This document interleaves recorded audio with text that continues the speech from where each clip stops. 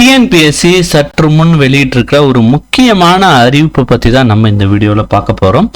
நம்மளுடைய யூடியூப் சேனலில் அரசு வேலை வாய்ப்பிற்கான தகவல்களை ரெகுலராக அப்டேட் பண்ணிட்டு வரோம். மறக்காமல் நம்மளுடைய யூடியூப் சேனலை சப்ஸ்கிரைப் பண்ணுங்கள். டிஸ்கிரிப்ஷனில் கொடுத்துருக்க வாட்ஸ்அப் குரூப் லிங்க் மற்றும் டெலகிராம் லிங்க்கையும் கிளிக் பண்ணி நமது அரசு வேலை வாய்ப்பு குழுவில் மறக்காமல் இணைங்க. இன்னைக்கு இந்த வீடியோவில் டிஎன்பிஎஸ்சி வெளியிட்டிருக்கிற முக்கியமான அறிவிப்பை பற்றி தான் நம்ம இந்த வீடியோவில் பார்க்க போகிறோம். ஸோ டிஎன்பிஎஸ்சி மூலமாக பல்வேறு தேர்வுகள் பார்த்தீங்கன்னா நடந்துட்டு வருது. அந்த வகையில் டிஎன்பிஎஸ்சி பார்த்தீங்கன்னா குரூப் 4, குரூப் 2, சிடிஎஸ் உள்ளிட்ட பல்வேறு பணிகளுக்கான நோட்டிஃபிகேஷன் அவ்வப்போது வெளியிட்டிருக்காங்க. அந்த வகையில் தற்போது பார்த்தீங்கன்னா ஒரு புதிய நோட்டிஃபிகேஷன், அதாவது ஒரு செய்தி குறிப்பை வெளியிட்டிருக்காங்க. ஸோ என்ன செய்தி குறிப்புன்னு பார்த்தீங்கன்னா, செய்தி வெளியீட்டு எண் 91/2026, நாள் பார்த்தீங்கன்னா 31/7/2026.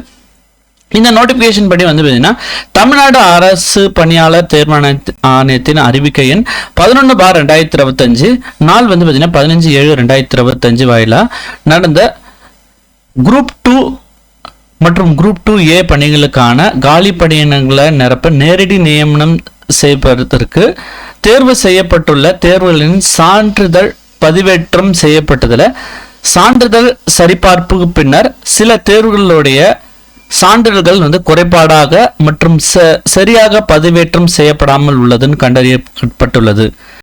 எனவே இத்தகைய தேர்வுகளுக்கு இறுதி வாய்ப்பு வழங்கப்பட்டுள்ளதாக தெரிவிச்சிருக்காங்க. ஸோ அந்த வாய்ப்பு வழங்கப்பட்டிருக்க நாட்கள் பார்த்தீங்கன்னா 1/8/2026 முதல் 10/8/2026 முதல் பார்த்தீங்கன்னா அவங்களுடைய சான்றிதழ்களை மறுபதிவேற்றம் செய்யணும்னு தெரிவிச்சிருக்காங்க.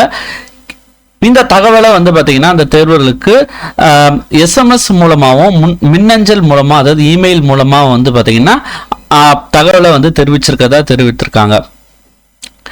மேலும் தேர்வுகளுடைய மின்னஞ்சல் மூலமா பார்த்தீங்கன்னா சான்றிதழ்களை தேர்வாணையம் இணையதளத்தில் OTR, அதாவது ஒன் டைம் ரிஜிஸ்ட்ரேஷன் வாயிலாக பதிவேற்றம் செய்யணும்னு தெரிவிச்சிருக்காங்க.